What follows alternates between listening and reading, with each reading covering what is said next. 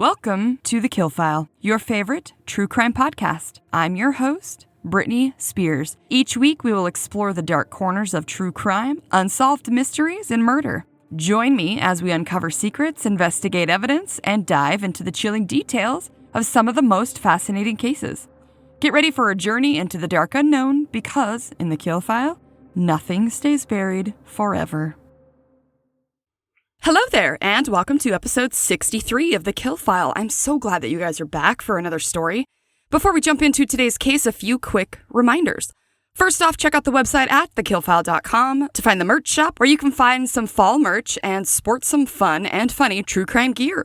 Also, while you're there, you can submit a case that you want me to cover, or you can submit your story for the listener files. What is the listener files, you ask? So glad you did. This fall, the bonus content will be rolling out over on Patreon, where you can pay a few bucks a month and get a few bonus episodes from me on some different kinds of topics. These will be a little different than our regular episodes, where we will cover things like natural disasters, plane crashes, and assassinations. One of the topics will hopefully be something called listener files, where you can submit your own true crime stories to be read. These can be anything from a hometown murder that you remember growing up hearing about to something that happened to you or someone you love. Maybe your mom was a cop and told you some gnarly things she saw. Maybe your dad was a con artist and you have some fun tales. Or maybe your brother ended up stealing something extremely valuable and he asked you to help him hide it. You can stay anonymous for the stories and they don't have to be very long. Just send those stories in, either on the website form as mentioned or email them to thekillfilepodcast@gmail.com with the subject line of listener files. Finally, please remember to rate, review, and subscribe, follow whichever it may be to help boost the podcast on the lists so that others can find and join us. Okay, that's it for business. Let's talk about today's case. Today, we are going to cover a serial killer that started in the 80s, and this guy had an unusual accomplice. He was dubbed the ogre of Ardennes, as well as the French Marc Dutroux, if you remember me covering him. Fair warning, today's going to be a rough one. Not really rough, maybe more like a bummer. Actually, it's probably both. Anyways, trigger warnings for today are going to be kidnapping, rape of a minor, murder of a minor, talks of necrophilia, and talks of suicide and brutality. Pretty much everything but cannibalism. Let's get started. For this story, we are traveling to Sedan, France, in the 40s. What was it like, you ask? After France would lose the battle in Sedan, Germany would invade France, and their military was in control. Look, I'm going to talk about this as if I have any idea what I'm talking about, and I don't. So if I got something wrong in my research, I apologize. I'm doing the best I can. For the French, the 40s would mark a time of repression, struggles with daily life, including food shortages and fuel shortages, as well as the German occupiers that were taking up so much of France's resources. Along with this, the resistance grew, and while Germany had invaded, the country was split into two different zones. There was the occupied zone, which included West and Northern France. And then there was the unoccupied zone, or rather free zone, which was in the southern portion. And since Paris, France's capital, was occupied, I forgot to look up how to say this, another city would be chosen for its replacement for the time being. Unfortunately, a man named Marshal Philippe Pétain was declared the leader, and he would have a strict regime, authoritarian and conservative, not unlike Nazi Germany. During this time, the resistance, La Résistance, was ongoing, collecting and gathering intelligence for their allies and sabotaging where they could. Sources also said they had published their own underground newspapers. Liberation would come for France when the fighters for the resistance would stage an uprising of sorts, and Paris would be liberated in August of 1944. Needless to say, the 40s for France were encased in trauma, suffering, and finally, liberation. In 1942, the city of Sedan, France, a farmer's daughter would give birth to a baby who she would name Michel Fourniret, which I'm going to call Michel from here on out because I'm positive that I will continue to butcher his last name. Michel's father was said to be a metalworker. Michel was said to be a quiet child who was pretty intelligent. He enjoyed playing chess and listening to classical music. There isn't much known about Michel's childhood. However, it was said that later on, anytime that Michel was confronted with the sexual abuse that he was causing to others, he would bring out the fact that his mother allegedly sexually abused him when he was a child, as sort of a shield for his own wrongdoings. One source would say it's not unheard of for mothers to do this to their children, but it is extremely rare. What's more common are people who are sexual abusers claiming to be abused, but in fact, sometimes it's a lie. I guess as a child, Michel would live with his sister in a meager home, where he would claim to be able to hear and or witness his sister using a bucket as a toilet, and this really seemed to bother Michel. He would say that it was not acceptable for his sister to be doing this, and that it was unbecoming and degrading. How dare her use a toilet? Michel would then become completely obsessed with the thought of a pure woman, a sort of Virgin Mary, but it was an unrealistic thought of someone so pure, something that no one could ever attain or be. It was almost like Michel didn't think that a woman should ever need to do such disgusting things, like being a human being on a toilet, and thus the perfectionism of this ideal woman was becoming an obsession. We do know that at some point Michel would serve in the army in what was considered a harsh war of independence in Algeria, which at the time was another part of France. Michel would have a hard time holding down jobs, working many odd jobs, but never really landing on a career. He would work as a supervisor in a school, which, considering his later crimes, is terrifying. He also worked at one time as an electrician, a carpenter, and even a forestry worker. Michel's first run-in with the law was known to be in the year of 1966, where he would be arrested for child molestation, and he spent 6 years in prison for the crime. This charge would also end his first marriage. She's smart. After this, Michel would commit a variety of sexual crimes, and he'd be arrested and charged 13 different times. I searched for the information on his first and then his second wife, but I couldn't find anything. All we know is that his first marriage ended with this conviction of the molestation, and one source said he actually got married while he was in prison to his second wife, in which the couple would have 3 kids together. I couldn't find the ex-wives' names or the children. My guess is that they changed everything after all of this came out, but who knows. I know one son did change his name and disowned Michel, but we will get to that. So after he had the 3 children with his second wife, at some point Michel would be arrested again for the rape of minors, and of course this would end his second marriage.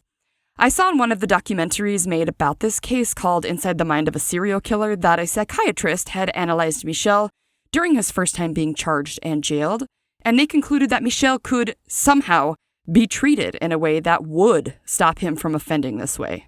They were wrong.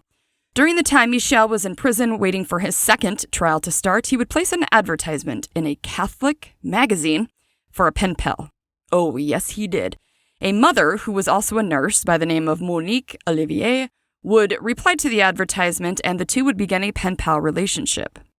So my question is this: did the man, tell his second wife and then maybe Monique that he didn't really commit the crimes that he was being charged for, or did they know and they just didn't care? Call me crazy, but I don't think a man who's been jailed for child molestation is a great catch. Just saying. It was said that Monique had been in multiple relationships where her partner had physically abused her, so she probably had some issues herself. A Dr. Linda Papadopoulos, who was a psychologist that was interviewed on Inside the Mind of a Serial Killer, would say that women who are drawn to men in prison or whatever can sometimes be, and we could probably guess this ourselves, but they may have low self-esteem, feeling like they don't deserve anyone better than the men that they can find in prison. She also said for some women, the allure could be the sense of danger that would seemingly surround the person and that relationship. Michel and Monique's relationship would be described as an obsessive one, with passionate letters. In one of the letters exchanged between Monique and Michel, Michel would go on to say that he would make her husband, Mark, who had abused her, pay, and then said he would actually kill Mark. After he says that he will take care of Mark, he will tell Monique in a letter what he wants from her. I guess Michel would say that in return for killing her husband, that he wants Monique to help him find and capture young women for him to abuse. When Michel gets out of prison in 1987, and this was said to be for good behavior, again, how is this fucker getting out early for good behavior when just a read through his letters to Monique would tell you that he's plotting and planning on hurting more young girls? What the fuck? Monique and Michel would go on to get married, and just 2 months after Michel got out of prison, the couple would move to the Auxerre area in France. Sorry if I butchered that. And begin their quote-unquote hunt for virgins. At this point, Michel hasn't killed Monique's ex-husband, but she assumes that he would get to it at some point. Now the couple will go on to commit their first abduction and murder. Again, this woman is just okay with doing this? She's a mother, right? That's what the research said. What kind of woman or mother would aid some sick fuck in torturing, assaulting, or killing young women? Gross. So the first victim would be a 17-year-old young woman named Isabelle Laville. This encounter would take place on December 11th, 1987. Monique pulled up to Isabelle while she was walking, and during her confessions, Monique would say that Isabelle's long hair would help to remind her of herself when she was younger. This girl would be an offering to what she would call her beast. When she pulled up alongside Isabelle, she would ask for directions and then convinced Isabelle to get into her car to show her the way. A little further down the same road, Michel was waiting, pretending to be a driver who was stranded, holding a gas can. Monique would stop and pick him up, feeling like she had to help this man in need. While in the back seat, Michel would put a cord of some type around Isabelle's neck. After this, Michel would drug the poor girl with Rohypnol, which is a common date rape drug because it causes extreme drowsiness and can cause memory loss. The couple then took Isabelle back to their home, where some sources said Michel would proceed to rape and then strangle Isabelle. One source would say that Monique had admitted to arousing Michel with oral sex because in the moment, Michel wasn't able to physically rape Isabelle. Maybe that's your conscience telling you that this is a bad idea. After poor Isabelle was murdered, Michel and Monique would dump her body in an abandoned well, where it would not be discovered until July 11th, 2006. The next victim, a woman named Farida Hamish, I'm so sorry, I know I butchered that, was the wife of a man that Michel had met in prison, a bank robber named Jean-Pierre Ergoche. March of 1988, Farida contacted Michel to ask him to look for the stash that was stolen by a gang of robbers. Allegedly, Jean-Pierre had told Michel in prison that the stash was full of gold coins, and that this was located in a cemetery or forest that was just north of Paris. It was said the couple wormed their way into Farida's life, hoping that she may know where the loot was, and they were going to share the stash if and when they found it. Farida and Michel ended up finding the treasure. Michel's portion would be 500,000 francs for helping to find it. April 12, 1988 would be the day things went wrong for this trio. Michel and Monique would lure Farida from her home, which was probably not hard since they were all friends, and then Monique would confess later on that Michel would strangle Farida to death with his shoelace while in the back seat. While he was strangling Farida, a knife came out of his pocket and Monique grabbed it and gave it back to him. They then buried her body in the Clairefontaine in Yvelines, which is a commune in France. Sadly, her body has never been found. Then they broke into Farida's home and took her share of the treasure or loot that they had helped recover.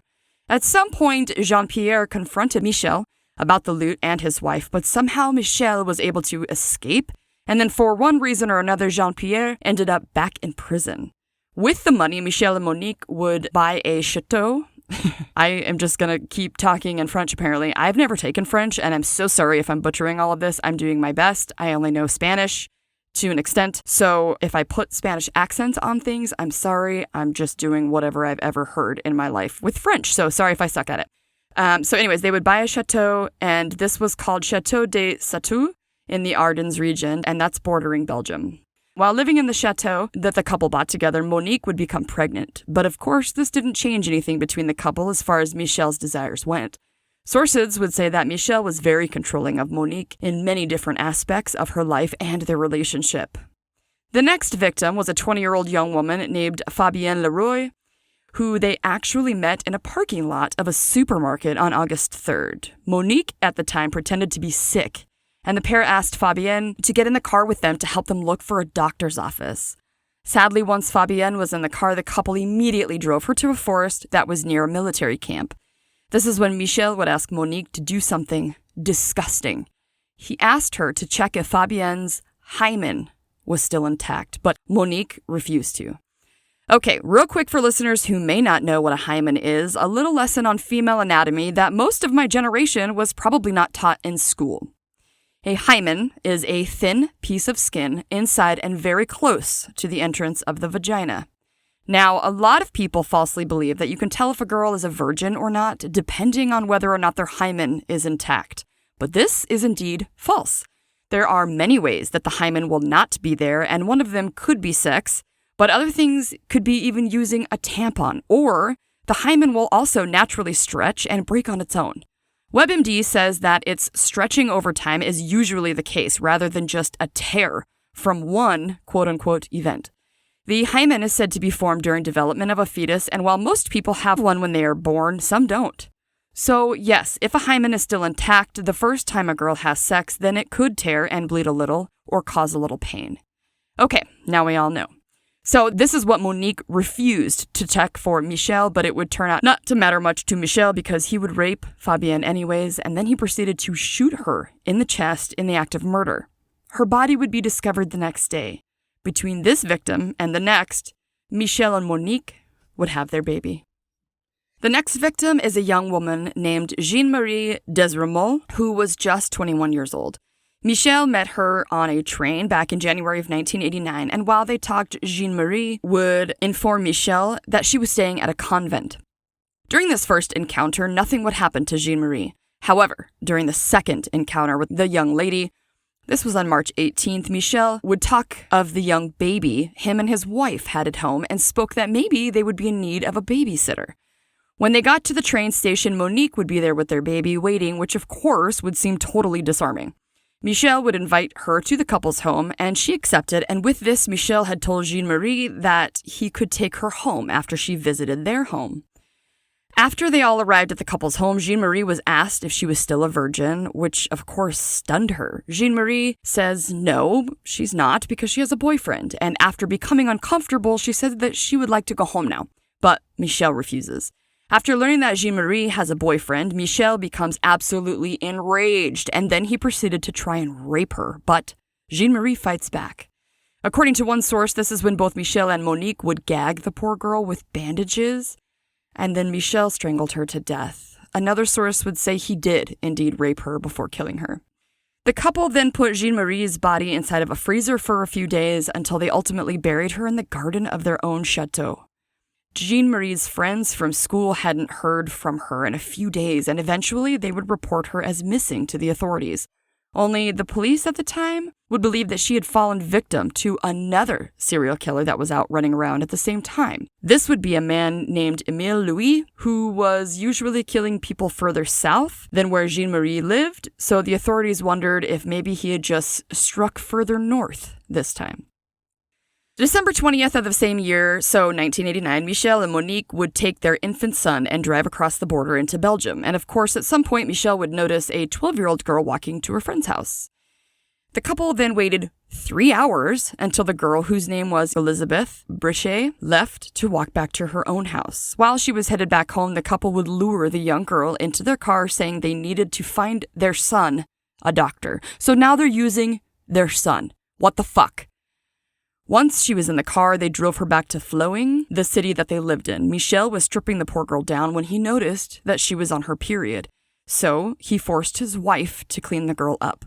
The next day, they took Elizabeth back to their chateau, and Michel proceeded to try and kill her with a plastic bag over her head, but somehow this would fail. Michel would end up strangling the young girl and buried her in the garden, not far from where they had buried Jeanne-Marie. So one of the problems that the authorities would face with this particular victim was that Marc Dutroux, who we have covered in an earlier episode, was abducting and killing young girls in Belgium at the same time, which would make things harder for the authorities. Elizabeth's family wouldn't get answers for 15 long years until her body would be found. Later on, it would be discovered that during sexual play between Monique and Michel, Monique was known to have played the role of whatever young woman the couple had just killed. And then they would reenact what they had just done as some sort of sick roleplay with real murder and real girls. One source would go on to say that couple killers like these two are not as uncommon as most of us want to believe. Dr. Papadopoulos would say not only do they get some kind of sexual high from it, but they might also see it as a quote-unquote us against the world type of situation. Dr. Glenn Wilson, the other psychologist interview on the show, would say that he feels that if these two had not come together, then maybe neither of them would have ever killed anyone. Almost a year later, the couple would find themselves yet another victim. November 21st, 1990, Michel and Monique are at a shopping center that was said to be in Riez, and I guess this is by the western coast of France. There was a 13-year-old girl named Natasha Denay, and she had been out shopping with her mother. Natasha is not with her mother for just a few moments, and this is when Monique slows down and tells the girl that she's not feeling so well and also needs directions. One source would say that Natasha was showing some sort of concern for Monique, and this is when Michel would grab Natasha and throw her into their van. Monique then drove them all to a place that was isolated, and this is when Natasha would be stabbed twice in her chest with what was said to be a screwdriver. Michel again strangled the girl, but this time the couple left Natasha's body on a beach, and it was found 3 days later. It would be found out later that Natasha had been raped post-mortem, meaning after she was already dead. An innocent neighbor would be charged for this crime, and although he was known to have joined up with terrorist groups, he was not guilty of this rape and murder. The man would then commit suicide while he was in prison. And this could have reinforced to the authorities that he actually was guilty of her murder and rape. Okay, now here's where things take a turn. There are no more reported disappearances in the Ardennes region until 10 years later, in 2000. Now, I'm just a lady with a podcast who doesn't claim to have any sort of credentials for shit, all right? But in my experience, just my podcast that I've been doing for over a year now, this is weird, right? A 10-year-long hiatus? I don't believe it. So back in the earlier part of the 90s, the couple had moved to Belgium, but it is clear that they kind of traveled around a bit to find victims, or maybe they were already in areas for something else and it was just like opportunistic. But isn't there a chance that the couple did this in other places, and when they were caught, spoiler alert, they just didn't confess to all of the killings? One source would actually say that there had been an au pair killed in 1993. I do not know her name, but I guess in the end, Monique claimed that Michel murdered her, and Michel denied it. All right, so now we are in the year 2000. Y2K turned out to be nothing really, and we arrive on May 16th, 2000, where Michel would pick up Céline Saison, who was an 18-year-old headed home from school on this particular day. Michel, of course, asked for her help because he is lost and wants directions. Sadly, Céline, wanting to help him, of course, gets into the vehicle. After Céline gets into the vehicle, Michel locks the doors immediately and tells her that she needs to have sex with him, and if she refuses, that he was going to throw acid in her face. Given that choice, what would you do? Of course, she's going to do what he asks in her mind, and of course, this is just my conjecture, but maybe she's thinking that if she does whatever he wants, that he will let her go and this can be over with. Céline would ultimately be bound, sadly raped, and then Michel would strangle her with a rope.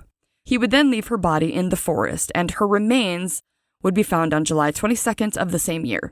When Michel got back to his home in Belgium, he would tell Monique that he quote-unquote went hunting for a virgin and was satisfied.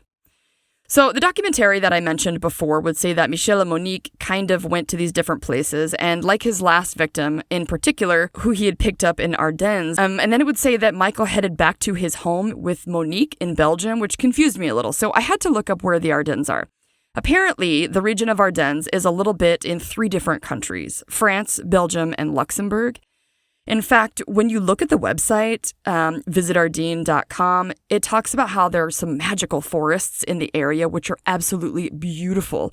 But they're definitely huge, and I could see how it might be easier to leave a body somewhere in the thick and dense forest and valleys.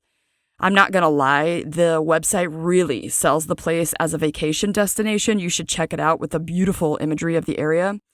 So the reason I brought this up is that because it was said that since he crossed the border, it confused the authorities out there. Because it was just so easy to cross back and forth between Belgium and France, it made the investigation into the murders all the harder to figure out. The next victim would be Michel's last victim until he would later on confess to others, and we will cover those, but for now we will continue on with the timeline. Michel would go over to his old surroundings of Sedan, France on May 5th, 2001, where he would find 13-year-old girl named Manaya Thompong. One source would say that Michel had invited Manaya to come and play with his son, and I guess because they had met before somehow, she agreed to go with him. Michel then drove into the forest where he would rape and strangle the poor girl, leaving her body in the forest. Sadly, the wildlife in the area would almost completely destroy her remains, but what was left was found on March 1st, 2002.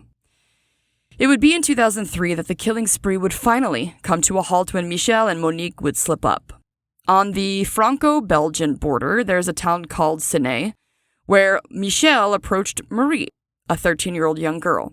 He would ask Marie for some directions, and then Michel would offer her a ride, but Marie said no. Michel then chews this little girl out for not being trusting to people as she should. Marie then tried to run, but Michel caught her and threw her into the back of his van. It was stated that Michel would brag that Marc Dutroux was nothing compared to himself. At the time, it was known that Marc had been out there doing the same thing. Marie is bound in the back of the van, and Michel starts to drive away.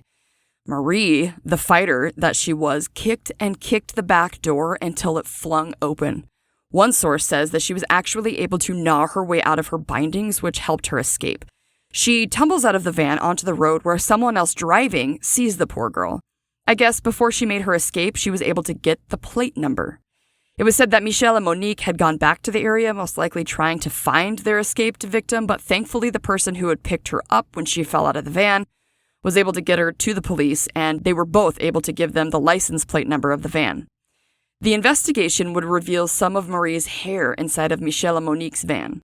About the incident, Marie would say that she felt like she was in some sort of movie, and spoke to the fact that Michel had touched her breasts, and when she screamed and tried to resist him, Michel told her to shut her mouth or he would kill her. He told the poor girl that if she didn't quote-unquote give him pleasure, that she would never be allowed to go home. Which just tells me that it is possibly running through these poor girls' minds that if they just let him rape them, they would be allowed to leave. Again, this is just my conjecture, but it may have actually helped him a little bit in the murders. This little girl is an actual hero. She essentially is the sole reason that this pair of disgusting perverts were found out and eventually captured. Her bravery and ability not only kept her alive, but prevented more deaths at the hands of Michel. This is when the French and Belgium authorities would work together, and it's also when Belgium would learn of Michel's past. Michel refuses to talk, and it would eventually be Monique that would crack first. One source said the authorities didn't realize at the time that they were essentially talking to France's version of Fred and Rose West. If you don't know that case, look it up. It's pretty bad, just as this one is. As they all are, really. It's believed that Monique cracked first in hopes that if she talked and told the authorities what had happened, that she would somehow get a lighter sentence. I guess Monique was terrified after hearing what Marc Dutroux's wife got for her part in the abductions and killings, which gave her a 30-year sentence. This is when Monique would tell the authorities that this was not just an isolated incident. In fact, there were many more, and she starts to confess to everything. She'd been sitting in jail for about a year before she would finally speak up. Eventually, Michel would also confess to killing 9 girls. However, the authorities know that there are more out there.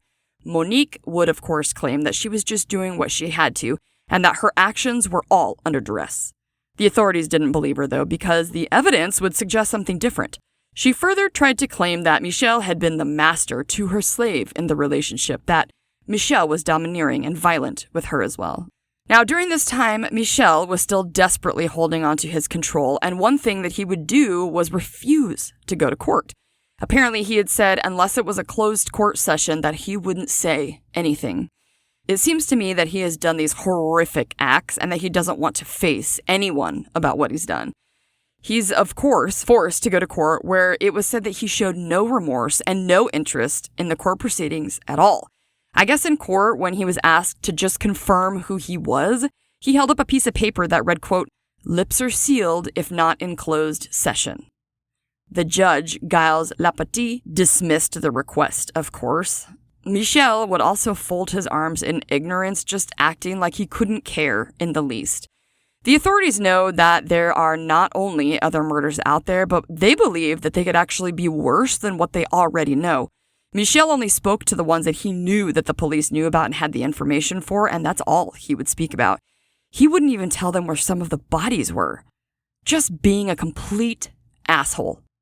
He also said that he would probably have killed more people if he hadn't been caught. The fact that he wouldn't confess to anything more than that he had to tells me all I need to know about their alleged 10-year gap. There's no fucking way that they didn't do anything for 10 years.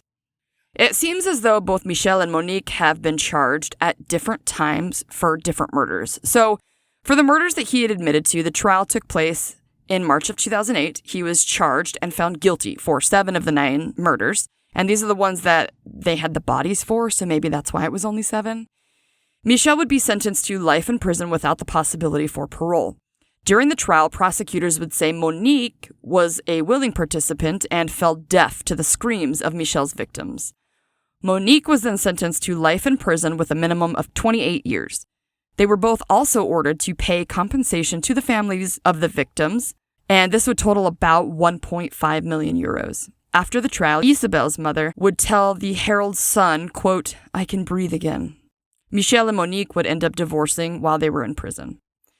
Now, one of the victims that Monique would confess to, Michel would deny, and that is the murder of a 20-year-old woman named Joanna Parrish, who at the time was a student at Leeds University. One source said that this was the very first confession that Monique had made, while other sources had most of the information coming about in 2018. The murder had taken place back in 1990 in Burgundy. Joanna had placed 2 advertisements in the local paper, one for English lessons and another for babysitting services. She had offered both services in order to save up enough money so that she could visit her boyfriend, named Patrick Proctor, who at the time was in Czechoslovakia studying Russian. Monique would later confess that her and Michel were traveling to the area under the guise that they needed to pick up some furniture that was still in their home in Burgundy. She would also confess that the abduction of Joanna came after a failed attempt to kidnap a different girl from the same area. The flatmate of Joanna recalls that a man had called on May 10th that year asking Joanna if she would be willing to give English lessons to his alleged teenage son. This man had never been identified, but the flatmate said that they made arrangements to meet in the town center. This was confirmed by another friend of Joanna's, Janet Davis. Davis said that she was actually with Joanna right before she had left for her meeting in town center. Sadly, Joanna's body would be found the next day, naked but wearing her jewelry and watch. Her body was sadly found face down floating in the River Yonne at Monetou, which I guess is a village just north, about 5 miles from where the town center of Auxerre is. Joanna was also sadly found to have been raped, drugged, and strangled as well. Something that had actually helped to link Joanna's murder that eventually both Monique and Michel would confess to was that during her autopsy, Joanna had what they called tiny pinprick markings on the inside of one of her elbows. The same markings were also found on Fabien Leroy, the 20-year-old student that Michel had already killed, and this was known from his first set of confessions. While he was confessing to Fabien's murder, Michel had actually mentioned that he'd tried injecting air into her blood supply, which would have killed her. 1 year before Michel Fourniret would die on May 10th, 2021, Monique would confess to the couple having murdered a 9-year-old little girl named Estelle Mouzin, who went missing back in 2003. In 2023 is when Monique Olivier would be sentenced to serve a minimum of 20 years behind bars, and at the time she was 75, so basically a life sentence for her complicity in Joanna's and Estelle's murders. Sadly, Estelle's body has never been found, even after extensive searches have been conducted. There is a third murder mixed into this sentencing as well, as one source said that Michel had died before he could be convicted of the 3 murders that Monique had been convicted for her part of. The third victim being an 18-year-old Marie-Angèle Domis. Marie-Angèle's remains have also never been found. During her newer trial for these 3, Monique would say that Michel used her. Fuck off, Monique, you were a willing participant before anything had ever even happened. At trial, Monique would confess that it was Michel's idea to use her ad of English lessons as bait. She would further state that when Michel asked if Joanna was still a virgin, she explained that she had a boyfriend, and this must have annoyed him and caused him to be violent. Michel allegedly told Monique to stay in the front of the van while he proceeded to beat, rape, and then strangle Joanna. Monique confessed that she could hear the young woman screaming. She then said that the couple waited until dark to dump Joanna's body. The prosecution would point out that she could have, at any given time, stopped the actions of Michel, and that Monique knew the moment Joanna, in specific, got into the vehicle, she was going to die. Monique would say that this was all some sort of game to Michel. Then when he asked her to do something, she just obeyed, but it wasn't really her choice. Bullshit. Roger Parrish, which is Joanna's father, has been extremely critical of his daughter's murder investigation, as he should be. He called Michel a, quote, narcissistic psychopath in an article of The Guardian, which also spoke to how Michel Fourniret was released after being charged with several rapes and sexual abuse of minors. Yep, why the fuck was he let out? When are governments going to learn that people like this will continue to do what they do? It's sick.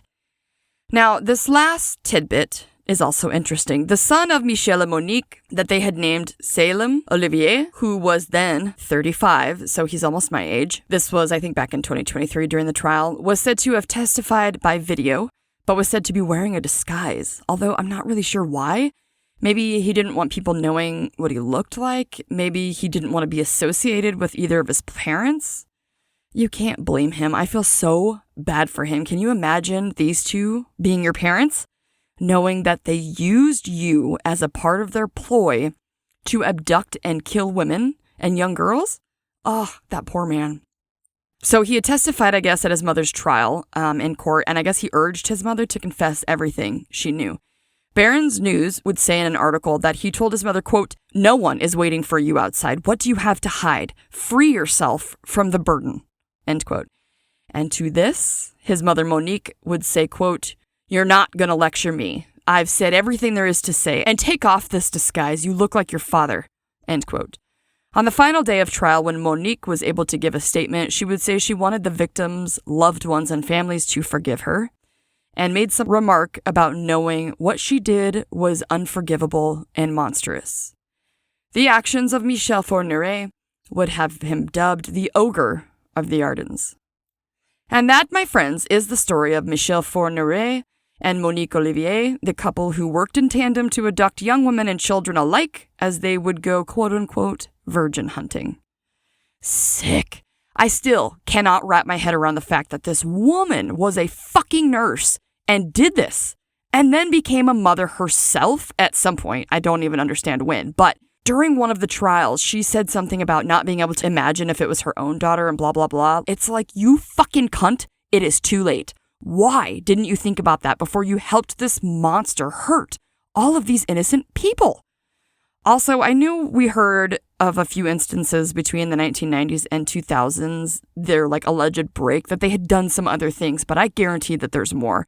There's no way in hell that he just stopped, especially now that we know that he went off sometimes on his own to hunt and kill these poor girls. There is also some controversy over a murder that is speculated to have possibly been Michel, but that another guy was beheaded for. I guess the murder is quite famous. It's from like 1976. It was a young girl. She was 8 years old, Marie Dolores Rambla. There's some talk of the car that was identified being similar to Michel's, and apparently he had been vacationing there at the same time, but some skeptics argue that because this girl was stabbed to death, maybe it wasn't him because Michel strangled his victims. But we kind of do know that he dabbled in other forms of brutality and murder, like the horrific act of stabbing one of his victims with a screwdriver. And one of them was shot in the chest, and also he tried to inject air into some of his victims, so I wouldn't put it past him. But if you're interested in checking out this case, look it up from the 70s. I always find couple killers to be just disgusting, and I don't know why, but I must hold women to a higher standard than men because the men don't surprise me when they're pedophiles, and that in and of itself is fucking disturbing. But when women also aid in the men being pedophiles or they get their own sexual enjoyment from these acts, I just can't believe it. Women should be better. Nurses should be better. And above all, mothers should be better. It makes me wonder what life she had growing up. Not as an excuse or anything, just curious. I feel so sorry for her son to have parents that are both monsters. It's not fair for him, and although I don't talk to nor care for either of my own shitty parents, at least they didn't rape and murder people. Fuck. Also, I wish I could have seen the look on Michel's face when he was caught and knew that the authorities and all of the public would know exactly who he was. The fact that he didn't want any cameras or whatever in the courtroom just tells me how much of a coward he was and that he didn't want anyone to know what he had done. Too late, motherfucker. You did what you did. Show the world your ugly face, you pig. Well, I hope you guys enjoyed learning about this fucked up couple, and I hope I didn't quite ruin your whole day. How do you end these on a high note after a story like that, right? Well, I hope to see you guys next week for another episode here on The Kill File, where nothing stays buried forever. Stay safe, you guys. Bye. All right, guys, that's going to do it for today. A few quick reminders before you go. Please don't forget to subscribe, rate, and review on your platform. It will help the podcast grow and other true crime lovers to find us. Also, check out the website, TheKillFile.com, where you can suggest a case, find our merch shop, and submit a listener file. Follow The Kill File on your favorite social media platforms. We're on Facebook, Instagram, Blue Sky, and TikTok. Of course, you can always subscribe on YouTube as well. Find all of the links for the socials on the website. Come back on Mondays wherever you get your podcast fix when we will cover another case on The Kill File where nothing stays buried forever. Stay safe, you guys. Bye.